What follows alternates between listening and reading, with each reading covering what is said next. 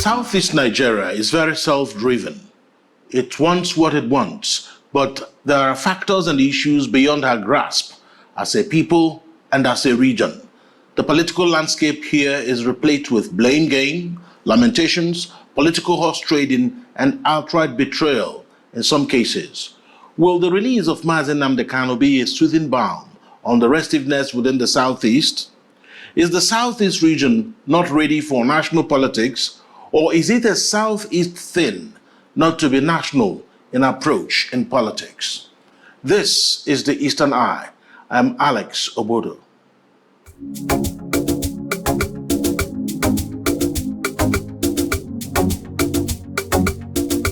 Welcome to the Eastern Eye, a program that X-rays the political, social, and economic developments around us. The Anambra gubernatorial election is inching closer, but how are the candidates couching their messages and canvassing for votes? We'll find out. Joining me tonight is Professor Charles Nwekaku. He is the Secretary, Igbo Elders Consultative Forum. Good evening and thank you for joining us tonight on the Eastern Eye, Professor Nwekaku. Thank you, Alex, for this wonderful opportunity. I understand you're joining from the nation's capital, I guess, Abuja. Yes, please. Okay. So I think that the first thing first, is it correct to continue to say that the Southeast wants what it wants, but is Southeast averse to being national in approach? It just wants what it wants here in its own patch of earth, but is it a problem, Southeast allowing itself to get into the scheme of things nationally? But I don't understand. Can you come again? Yes, I'm saying that Southeast always tends to want what it wants. But is there a conflict when Southeast wants what it wants, but then those things that Southeast wants is not readily available? Is this part of the reason why it looks like the Southeast isn't national in approach? Well, in life, there is competition. You struggle for anything that is desirable. And for you to struggle comfortably, you need to be strategic in your engagement. You need to plan. You need to be focused. So it's not supposed to be a spur of the moment matter. The issue of Southeast, since after the Civil War, immediately after the Civil War, I would say that Southeast played a fundamental and strategic politics. Otherwise, Civil War ended in 1970, January 1970. By 1979, Dr. Alex Ekwueme was able to emerge as the vice president of the country. And you see that even after that, a Southeasterner, Chief Umezu, came as the Speaker of House of Representatives. After that, it has been possible for Southeasterner to emerge as Senate President, and so forth. That were the period Southeasterners were more strategic in national politics. Today, reverse seems to be the case, essentially because of absence of leadership. There's leadership vacuum in the Southeast. And because of that leadership vacuum, it seems every person unto his own.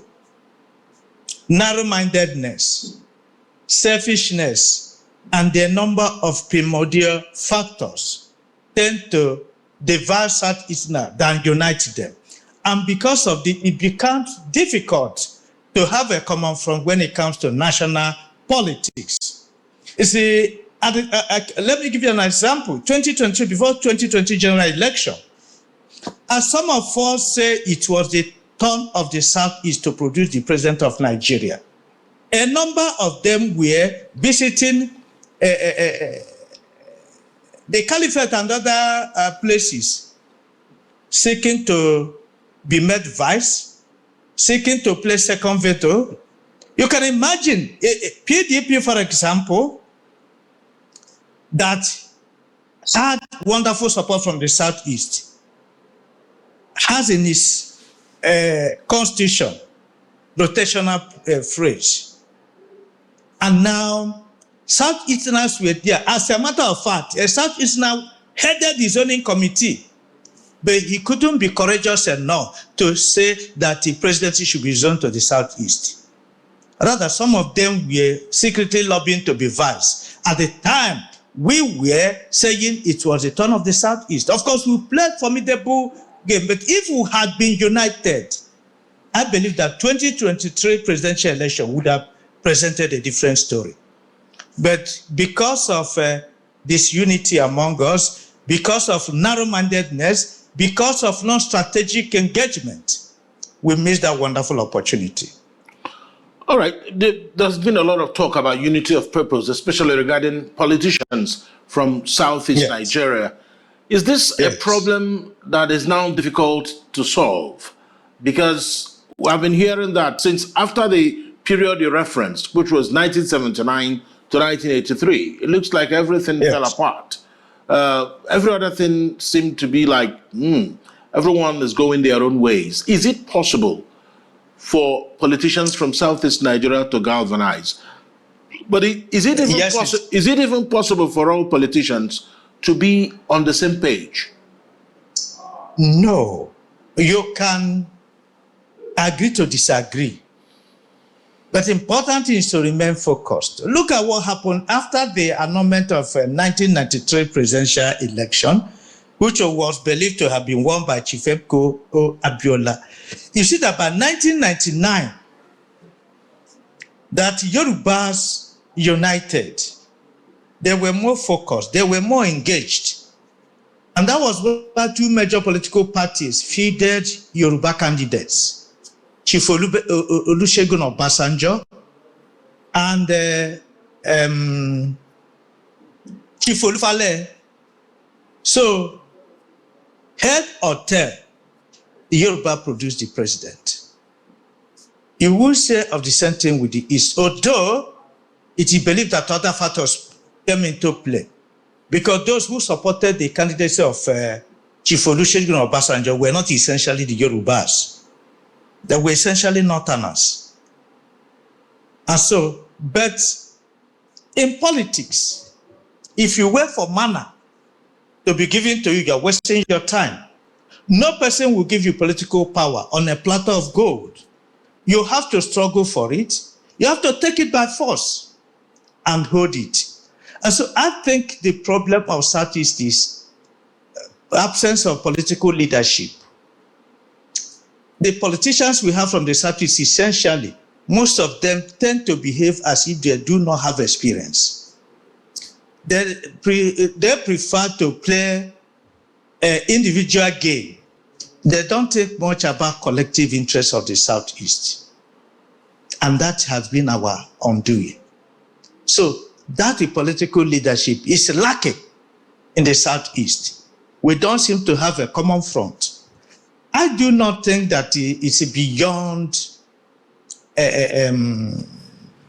remedy or correction. It is possible. All we are looking for is a day a particular leadership will emerge, a leadership that is transformatory, a leadership that will look beyond the immediacy, a leadership that will look beyond Imo, Anambra, Enugu, and realize that all of us are Igbos. That is, and I believe that it is inevitable and almost at hand. It's possible. We can get there. All right, Professor Nwekaku, you referenced a very important period in Nigeria's politics, 1979 to 1983. And let me also joggle your memory a bit. Not all politicians of Southeast extraction belonged to the same political platform. You had Chief Jim Wobodo, who was in a different political platform from the vice president, Dr. Alex Ekweme. I mean, they were not on the same platform, of course, meaning that Dr. Nnamdi Azikiwe at the time was not also in the same political party that produced, but of course, alliances were made and arranged. So talk to us about what is different from how the politicians of that time built their own alliances without necessarily bringing down the whole roof. There hasn't been any time, right from First Republic, that all Igbo leaders belong to one particular political party. No, even before independence, they were in different political parties. So at that time you were talking of, yes, Zik was a Nigeria People's Party, okay, with Jim Nwobodo. Alex Ekwueme, which is Senator Anna, they were in NPL, Chubo Kadigbo, and others. And so they had the same focus. They had the same focus of bringing Southeast on a global politics or on a global landscape. Although they had different strategies and media, and that was why they joined different political parties. So they still played that game of getting there. You see that, yes, at the MPP level, Zik missed it, but Ekwueme got it at MPM. And of course, whether in whichever way you look at it, the Igbos were not shortchanged. So even when you look at the First Republic, similar thing, they were not in the same party. But these days, the problem is that Igbo political leaders, a number of them prefer to play second fiddle in national politics. They prefer to be carrying bags for the others. You see what happened before the 2023 presidential election. Some people were governors of Igbo extraction, were happy carrying bags for their counterparts elsewhere. Do you think, Professor Weka, that there's something that is triggering this? Peter Obi, as a presidential candidate of Labour Party, visited some Southeast states. The governors refused to receive him. In Enugu, for example, the governor didn't receive him, and other places. Why would it be so? I want to commend Hope Uzodinma for receiving him. That doesn't mean he supported him. And so why would an Igbo governor, a governor in a Southeast state, refuse to receive his brother that is in another party? For what? And so it shows that a number of them do not understand politics at all, national politics. As I said, you can have the same focus, but have different strategies. There's nothing wrong in belonging to different political parties. But you should know where you are heading to and what you want. The Yoruba Southwest, they got it. They got it. They've never belonged to the same political party, even in the First Republic. They differ, but eventually they get a major chunk of the thing. So you see that immediately after the Civil War, no person would have believed that an Igbo man should be elected as the Vice President of the Federal Republic of Nigeria, but it happened. An Igbo man becoming the Speaker of the House of Representatives, an Igbo man becoming the Senate President. Today, where are the Igbos? Where are the Southeast? Look at the first 6, we have 6 zones in Nigeria. We have Northwest, Northeast, North Central, Southwest, South, and Southeast. We have Mr. President number 1, Vice President number 2, Senate President number 3, Speaker number 4, Chief Justice of the Federation, and Secretary to the Government. This is to Igbo man is not holding anyone. South is not holding anyone. It means that South is already short-changed. But our political leaders do not understand that. So, okay, now let's bring it to the present. Of course, currently, Peter Obi looks like he is the only one of Igbo extraction who is serious about becoming president in 2027.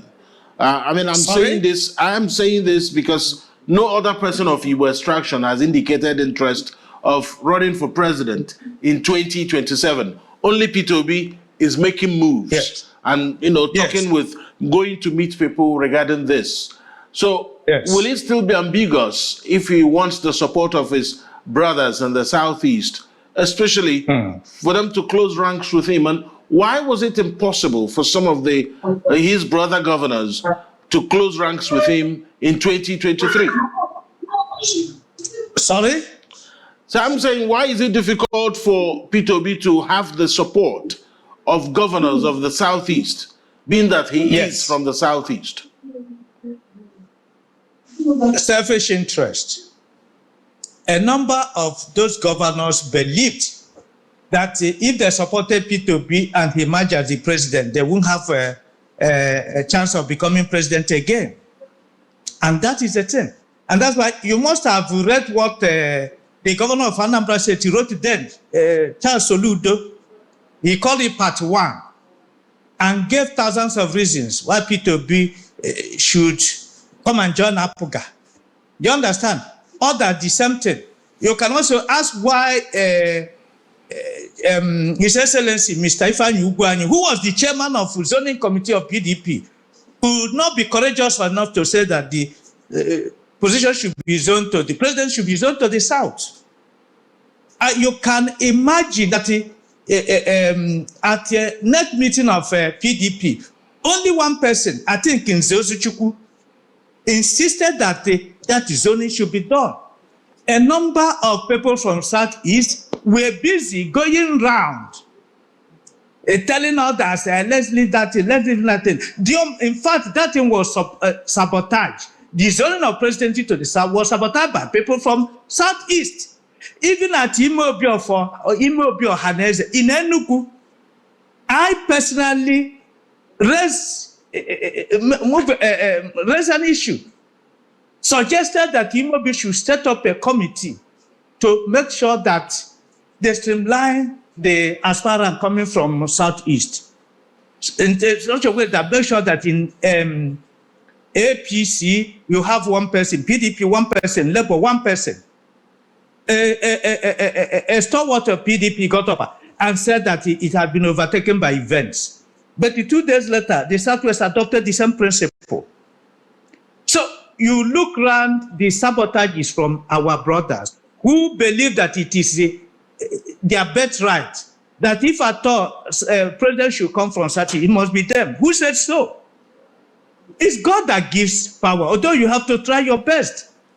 That you are a governor at a particular point in time doesn't mean that you must be the president from Southeast. So it doesn't mean so.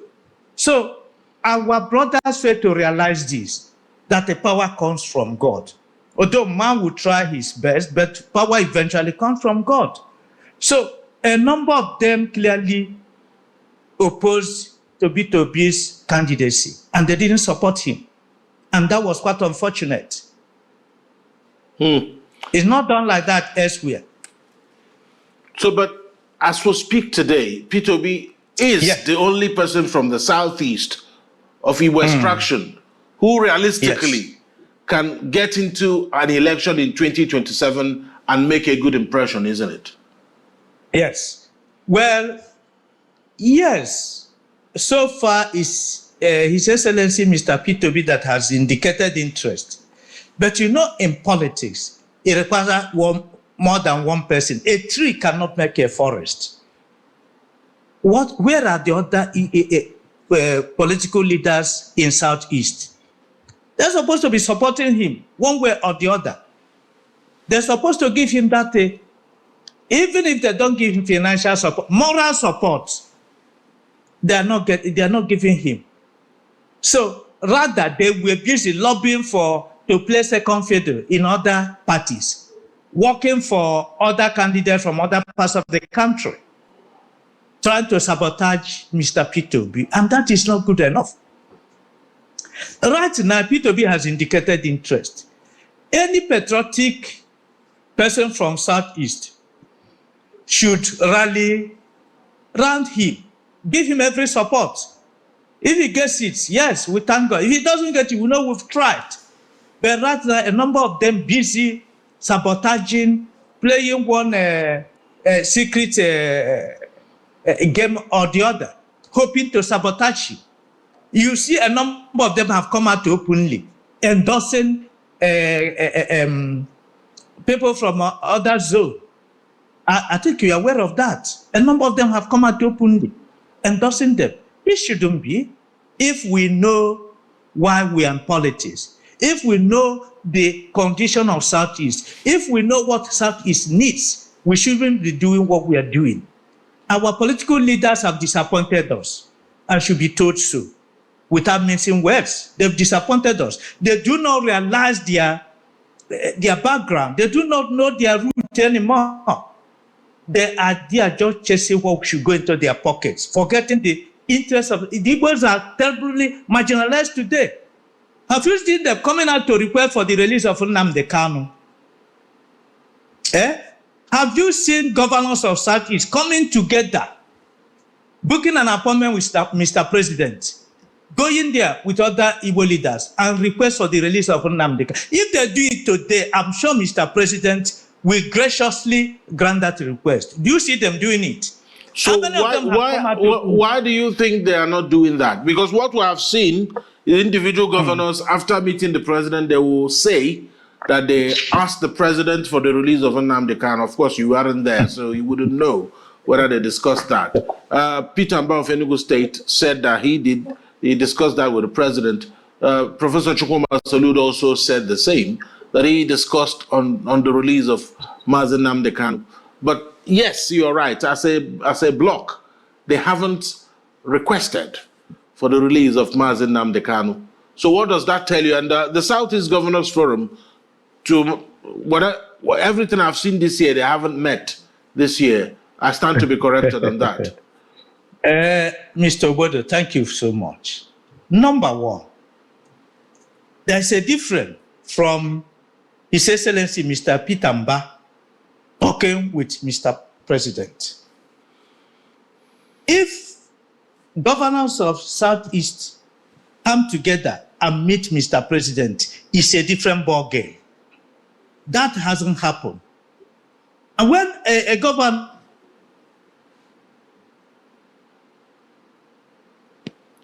Are you still there, Professor Nweka? You wouldn't know what they actually discussed. Yes? So what I'm saying is this. I urge them to go further than that. Let Southeast governors go as a bloc and visit Mr. President. They can even go with your Hanese leadership and secure that thing. Can you imagine? Look, Mr. Bodo, do you know that Chief Emmanuel Iwanyanwu, the former President General of Hanese Worldwide, tried to see Mr. President on the release of Mr. Nnamdi Kanu, and he was frustrated and kept many hours, even at the DSS office. He was kept many hours with some Igbo leaders. If our political leaders had come out and joined, it would have been a different case. They don't do that, and we are not happy. We are not happy with them. They should wake up from their slumber and do the right thing. They should wake up. They should go as a bloc and demand for the release of Nnamdi Kanu. At once, let Mr. President grant him administrative bail and release him. He has suffered so much. A federal high court discharged him of 8 of the 15 charges, and a competent court of appeal, 3-man unanimous judicial, said that Mr. Kanu has no case to answer. Why is it taking long for our governors to come together? I mean, Mr. President, whatever it takes to release Nnamdi Kanu, we expect them to do that if they are serious. We want them to go as a group, possibly with the Hanese leadership, and secure the release of Nnamdi Kanu. And you know that if that is done, that is key to peace process in Southeast. And that is key to economic development of the Southeast. Today, insecurity has become the order of the Southeast because a number of miscreants and non-state actors have taken the issue of Nnamdi Kanu to destabilize Southeast, and every person is watching. So why would our political leaders go and sleep while Southeast is dying? Industries in Southeast are folding up. You can't move. Every Monday, we close shops. And they're happy about it. God has given them opportunity to lead the Igbos this time. They should rise up to the occasion and do the right thing. All right, we're going to take a break here on the Eastern Eye. When we return, we will come back further closer to the Southeast and take a look at what is currently unraveling, build up to the Anambra elections for November 8. Stay with us. Yeah.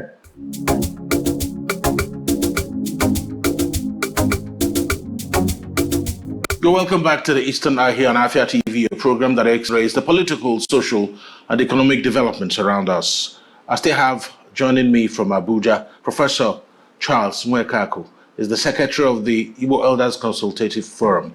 And let's talk about Anambra State, sir. It is, the message in there has been worrying for some people. Some people expected, with the level Anambra has attained, that we should be seeing fireworks of good exchange of ideas and policies for the programs the candidates have. But what has dominated the headlines has left much to be desired. How do you weigh in on this? Well, the political campaigns in Anambra State, as a matter of fact, have been so disappointing. The candidates, instead of focusing on the major issues, have abandoned the major issues and gone into mudslinging. And so it is quite unfortunate because Anambra State is strategic in a number of respects, is the gateway to Southwest and Lagos in particular. Anambra State seems to be the economic center of Southeast, not because of its central location, but because of its strategic importance in business, in education, in industry, and so forth. Therefore, if anything goes wrong in Anambra State, it will affect the entire Southeast. That election, November governorship election, is very, very important in Anambra State. One, it's a litmus test for the incumbent governor, Professor Charles Soludo, because the people will assess him by deciding whether to vote him in again or to withdraw their vote. That is one. Two, it is also a litmus test for His Excellency Mr. Peter Obi, who is going to contest for presidency in 2027. Anambra is his home state.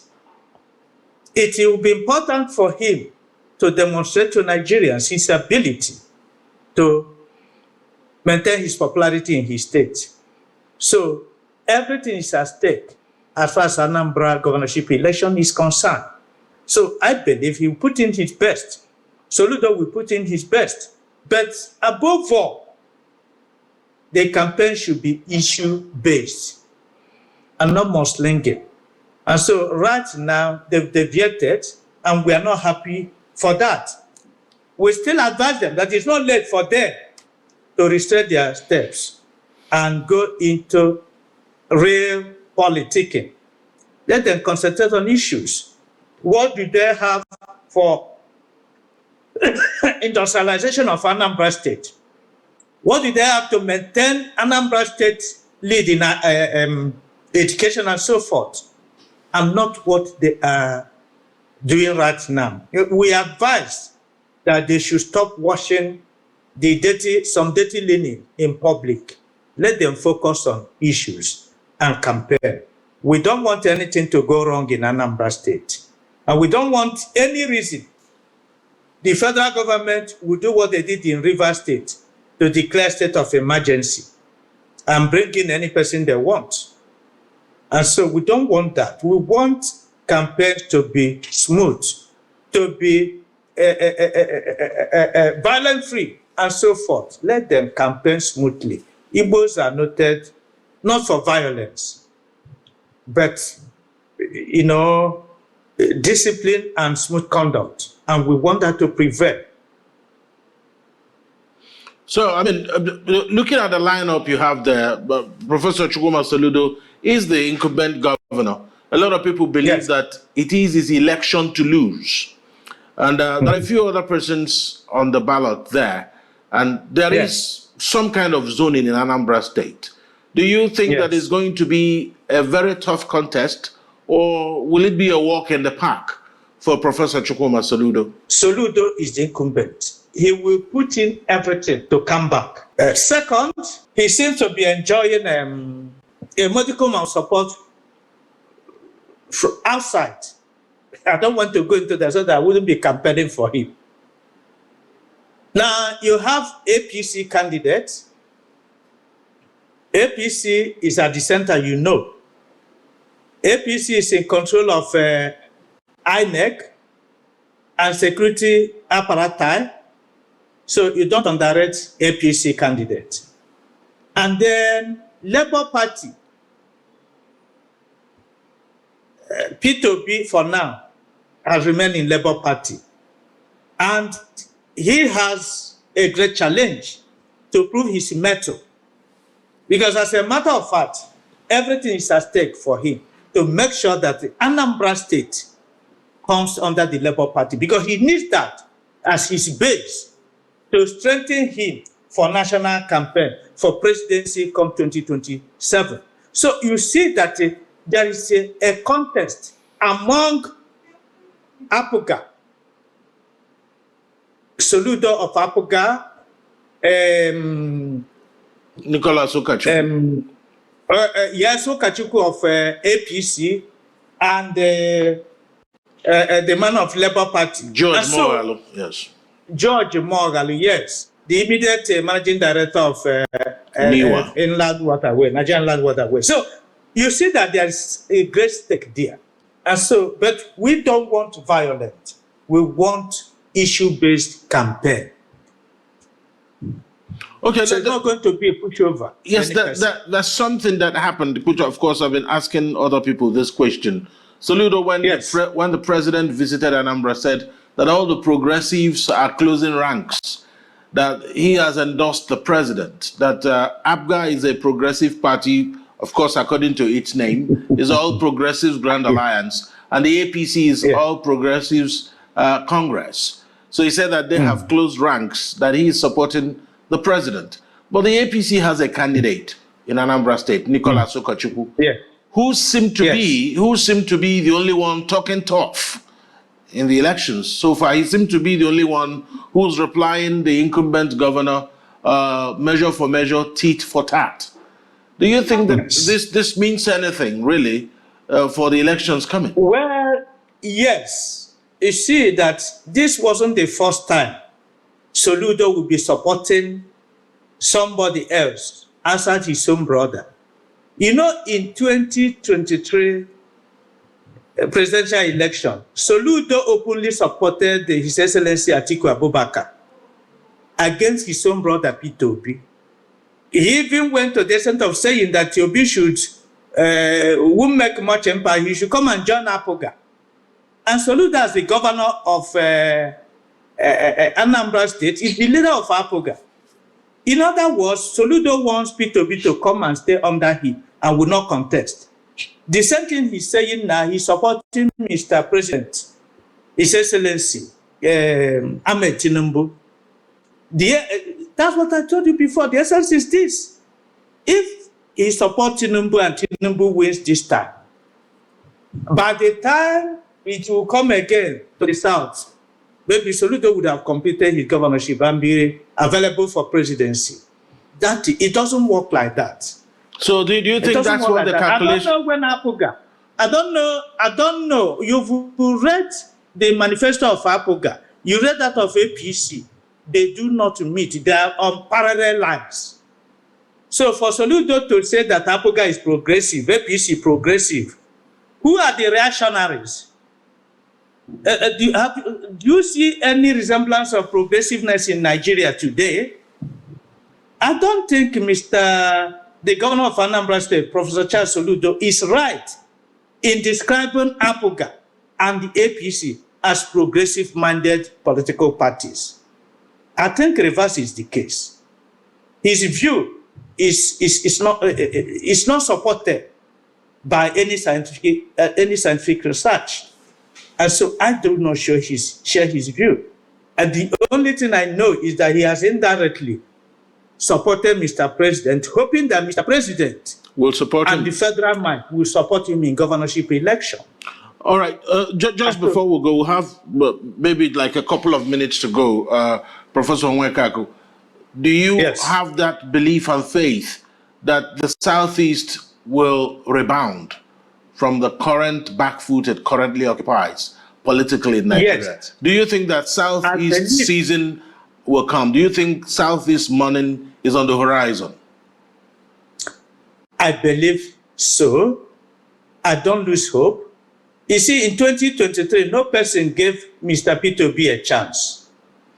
But he took Nigeria by surprise. And so Southeast will come up. Southeast will regain its balance in Nigeria. All we need to be more strategic and more focused, and then we prepare. We have to go back and work and plan. I believe that Southeast can make it. Very soon, Southeast can make it. All we need to do is to unite and be more focused and strategic in thinking and acting. We don't need to be reactive. We need to be proactive in all we do. And I believe we can still do it. We've not lost hope. I believe Southeast will rebound. Other things being equal, we are going to make it sooner than any person has expected. We can do it. I believe so. If Southeast could produce the vice president of Nigeria barely 9 years after the Civil War, there's no limit to what Southeast can do again at any point in time. Southeast can make it again. I believe so. All right. On that very note of optimism, I have to thank you so much, Professor Charles Nwekaku, Secretary, Igbo Elders Consultative Forum. Thank you so much for joining me tonight on the Eastern Eye. Thank you. Thank you for the wonderful opportunity you've given me. Thank you so much. Thank you. And that's the Eastern Eye for tonight. Do join us again tomorrow, same time. My name is Alex Obodo. Good night.